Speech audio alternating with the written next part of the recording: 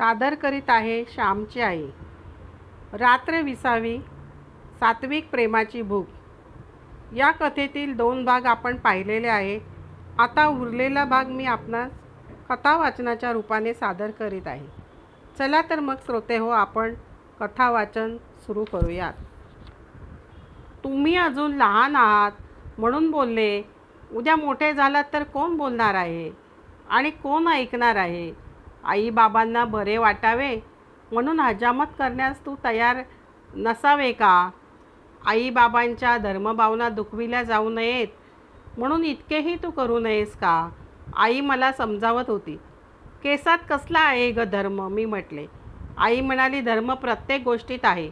काय खावे, काय प्यावे यातही धर्म आहे. केस तरी तू का रे ठेवतोस? मोहच ना तो.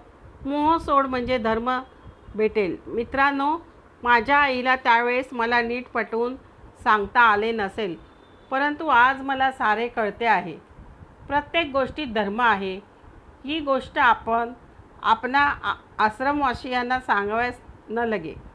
प्रत्येक गोष्ट विचारपूर्वक करणे, सत्य, हित व मंगल यांसाठी करणे म्हणजेच धर्म. बोलणे, चालणे, बसणे, उठणे, ऐकणे, खाणे, पिणे, झोपणे, नाणे, धुणे, लेणे सर्वात धर्म आहे. धर्म म्हणजे हवा. धर्म म्हणजे प्रकाश. आपल्या जीवास धर्माची हवा. कोठेही गेले तरी हवी. मी केस ठेवीत होतो ते मी सुंदर दिसावे म्हणून. खरे सौंदर्य सद्गुणांचे आहे, पण स्वच्छतेचे आहे हे मला आज कळते आहे. त्या दिवशी मी वडिलांवर रागावून जाणार होतो, परंतु आईने जाऊ दिले नाही. ती मला प्रेम देई, परंतु सत्पथही दाखवी. तिचे प्रेम आंधळे बावळट नव्हते. आई कामधाम करावयास निघून गेली. मी व माझे भाऊ थोडा वेळ आणखी झोपलो. नंतर मी उठलो. नाव्याला बोलावून आणले. आमचा पडपणीचा नावी होता. पडपणीचा म्हणजे वर्षाकाठी नाव्याला ठराविक धान्य द्यावयाचे. मग वर्षभर त्याने हजामती करावयास त्या घरी जावयाचे. दिवाळीच्या दिवशी अंगाला लावावयास यायचे. हे प्रेमळ संबंध असत, परंतु ती पद्धत आता खेड्यातून नाहीशी होत चालली आहे. गोविंदा नावी म्हणजे घरोब्याचा. काय श्याम, लईशी डोकी वाढविलीस असे त्याने विचारले. मी त्याला म्हटले, गोविंदा, तुझा हात हलका आहे. ते कापातले नावी फार रडवितात. माझे शब्द ऐकून गोविंदास बरे वाटले. आम्ही आंघोळी केल्या. वडील बाहेरून आले. येताना त्यांनी तवसे आणले होते. तवसे म्हणजे जून झालेली काकडी. कोकणात अशी तवशी घरात टांगून ठेवतात व ती बरेच दिवस टिकतात. 4-4 महिने टिकतात. पावसाळ्यातील भोपळे व तवशी शिमग्यापर्यंत टिकतात. शिमग्याचे ढोल वाजले म्हणजे ती टिकणार नाहीत अशी समजूत असते. वडील आईला म्हणाले, हे तवसे आणले आहेत, पातोळे कर. श्यामला आवडतात. ही हळदीची पानेसुद्धा आणली आहेत. तुमच्या आंघोळी झाल्या वाटते. श्याम, चुलीखाली थोड्या घाल. मी पण आंघोळ करून देवळात जातो. आज आवर्तने करणार आहे. तुझ्यासाठी मी दर 15 दिवशी गणपतीवर एकादशनी करीत असतो. वडिलांचे गोड शब्द ऐकून मी लाजलो व शरमलो.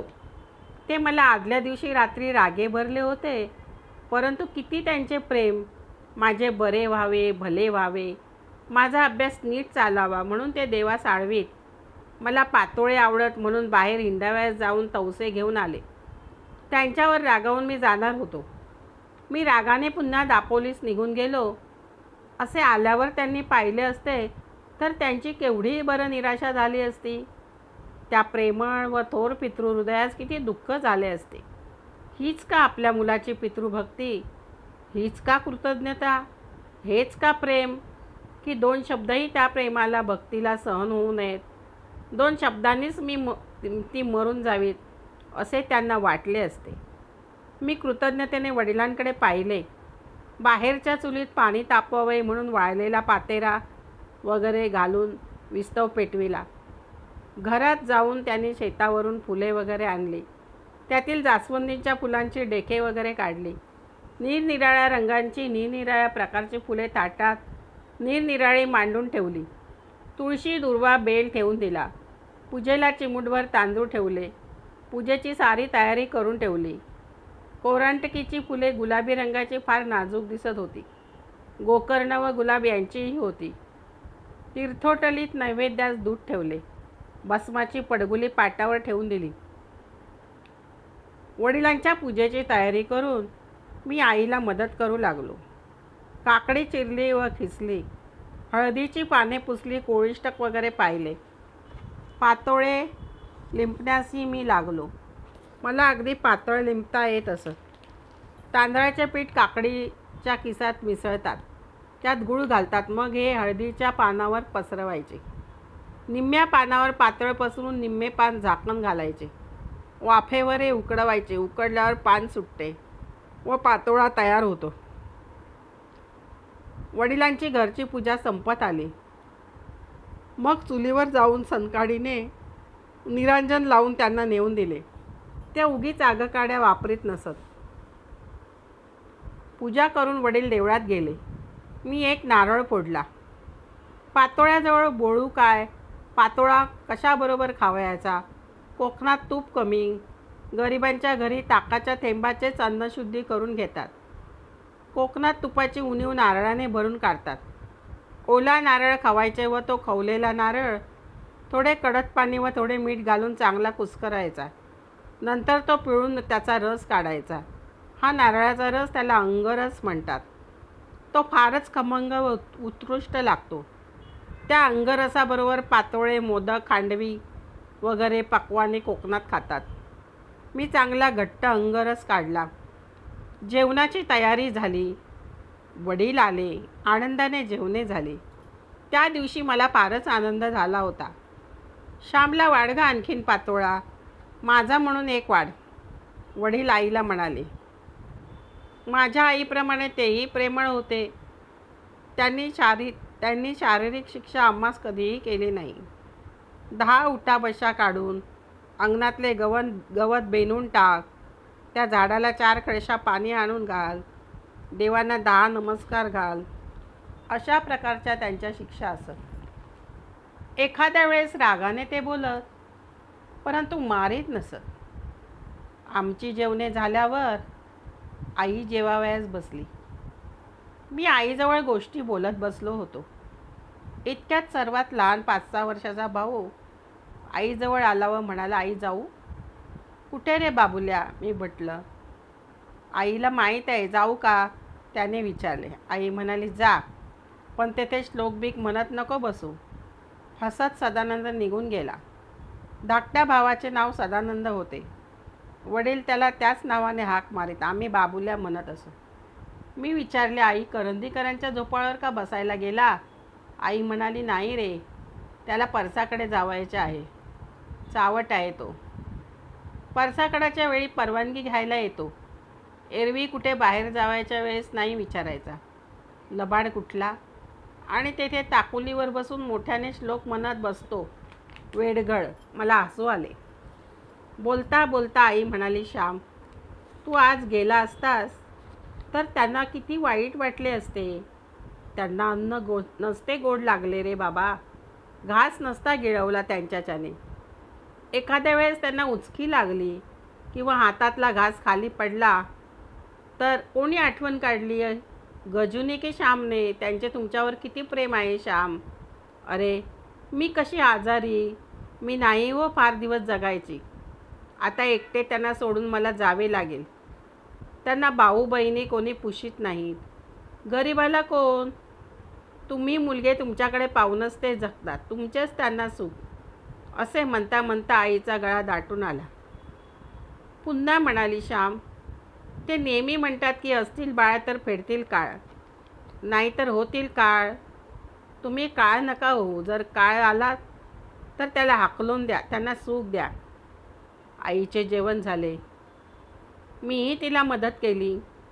पाणी लावून पाट उचलले. पाटावर शीत वगैरे पडलेले असते म्हणून पाणी लावून उचलतात. पूजेची भांडी वगैरे उपकरणे जमविली व बाहेर घासाव्यास नेली. आईने भांडी घासली. मी विसळली. नंतर आईने ताकाची दह्याची विरजणे कडक पाण्यात धुतली. सदानंदची लहानशी कोंडुली धुतली.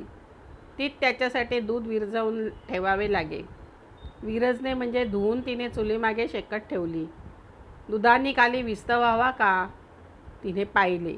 याप्रमाणे आईची निर्वानिरव होत होती. आम्ही ओटीवर बसलो. वडिलांजवळ फऱ्यामऱ्याने आम्ही खेळलो.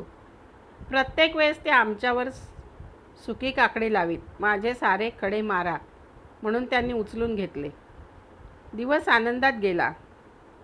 आईने माझे धोतर पाटले होते ते ठिगळ लावून दिले. रात्री वडिलांनी सुंदर गोष्ट सांगितली. जेवायचे कोणालाच नव्हते. आईने ताकाच फोडणी देऊन ताकतही केली होती. ते आम्ही प्यालो. पहाटे आम्ही उठलो. मी आंघोळ केली. आईने भात ठेवला होता. उडदाचा पापड व मेथकूट तिने वाढले. भातात दोन तोंडलीही टाकली होती. मला आवडतात म्हणून शेजारच्या जानकी वहिनीने ती दिली होती. माझे जेवण झाले. मी जावयास निघालो. आईच्या पाया पडलो. आता संक्रांतीस ये हो. मी पाय फार दुखत असले तर गाडी करून ये. एखादी भरतीची गाडी पाहावी. द्यावे 2 आणे आणि यावे. जप हो असे आई म्हणाली. वडिलांना नमस्कार केला. श्याम, मी बोललो म्हणून वाईट नको हो वाटून घेऊ. नीट वाग, अभ्यास कर ते म्हणाले. नंतर मी दोघा धाकट्या भावास कुरबाळून आलो. आमच्या गावाची हद्द संपते तेथे एक मोठे बेळ्याचे झाड आहे. ते माघारे गेले व मी एकटाच चालू लागलो. आईबापांचे प्रेम मनात येऊन मी रडत चाललो होतो. मी दापोलीहून घरी गेलो तेव्हा प्रेम मिळावे म्हणून रडत होतो. आता परत जाताना प्रेम भरपूर मिळाल्यामुळे हृदय भरून येऊन रडतच जात होतो. सुखाचे अश्रू व दुःखाचे अश्रू. वाटेत एक वाटसरू मला म्हणाला, का रे मुला रडतोस? तुला कोणी नाही का? मी त्याला म्हटले, माझे आईबाप आहेत. ते तुमच्यावर प्रेम नाही का करीत? तुला घालून लावले का त्यांनी? नाही, ते माझ्यावर फार प्रेम करतात म्हणून मी रडत आहे. त्या थोर अपार प्रेमाला मी लायक नाही म्हणून मला वाईट वाटत आहे. त्यांच्या प्रेमात मी कसा उतराई होऊ? खरेच कसे बरे उतराई होऊ या विचाराने मला रडू येत आहे. विचारणारा वाटसरू माझ्याकडे कृपाळूपणे पाहून निघून गेला. मीही जलद गतीने चालू लागलो. श्रोते हो, ही कथा येथेच संपली. माझ्या कथेला आपण लाईक व सबस्क्राईब करा व कमेंटमध्ये जरूर सांगा. माझ्या कथा ऐकल्याबद्दल धन्यवाद.